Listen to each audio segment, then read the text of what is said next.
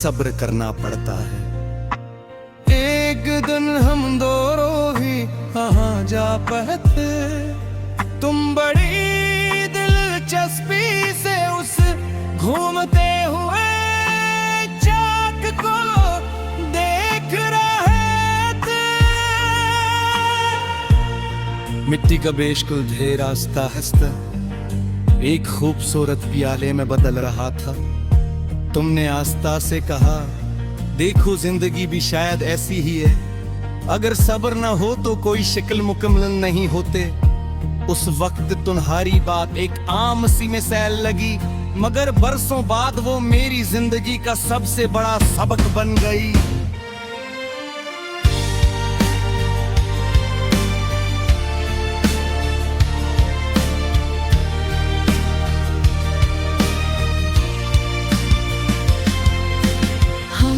काफी देर तक खामोश बैठे, उस फिनकार को काम करते देखते रहे। न किसी ने जल्दी की, न किसी ने वक्त का हिसाब रखा। लम्हा अपनी रफ्तार से गुजर रहा था और हर घूमते हुए चाक के साथ ठीक नई तख्लीक जन्म ले रही थी। मुझे पहली बार एहसास हुआ कि खूबसूरती शोर में नहीं, सुकून में पैदा होती है। फिर वक्त ने हमें भी मुख्तलिफ रास्तों पर रवाना कर दिया। जिंदगी के मसरूफ दिन, नई जिम्मेदारियां और बदलते मौसम आते रहे, मगर जब भी कहीं गीली मिट्टी की खुशबू महसूस होती है, दिल बेअख्तियार उसी वर्कशॉप में पहुंच जाता है। कुछ यादें खुशबू की तरह होती है, एक लम्हे में बरसों पुरानी दुनिया सामने ले आती है। कई साल बाद दोबारा उस जगह जाना हुआ, वो बुजुर्ग पहले जैसे मजबूत ना रहे थे, मगर उनके हाथ अब भी मिट्टी को उसी मोहब्बत से शक्ल दे रहे थे। मैं खामोशी से एक तरफ खड़ा रहा और महसूस किया कि वक्त जिस्म को जरूर बदल देता है, मगर खलोस कभी बूढ़ा नहीं होता।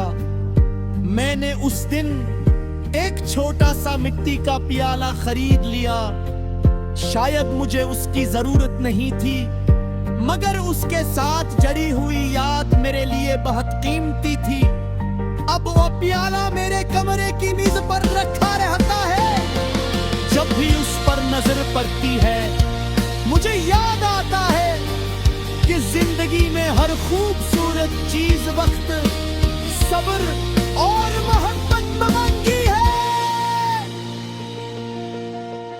अगर कभी किस्मत ने हमें दोबारा उस वर्कशॉप में मिला दिया, तो शायद हम फिर खामोशी से चाक घूमता हुआ देखेंगे। ना कोई शिकायत होगी, ना कोई सवाल, सिर्फ एक मुस्कुराहट जो बता दे कि कुछ सबक इंसान कभी नहीं भूलता।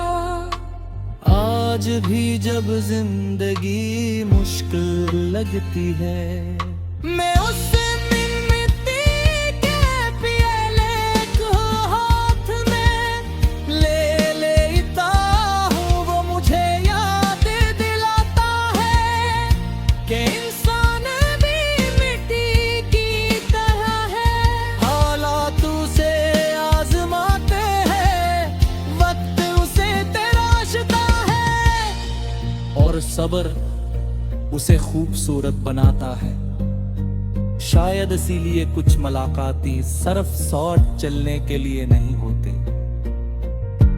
बल्कि हमें खुद अपनी बदतर शक्ल तक पहचाने के लिए होती है।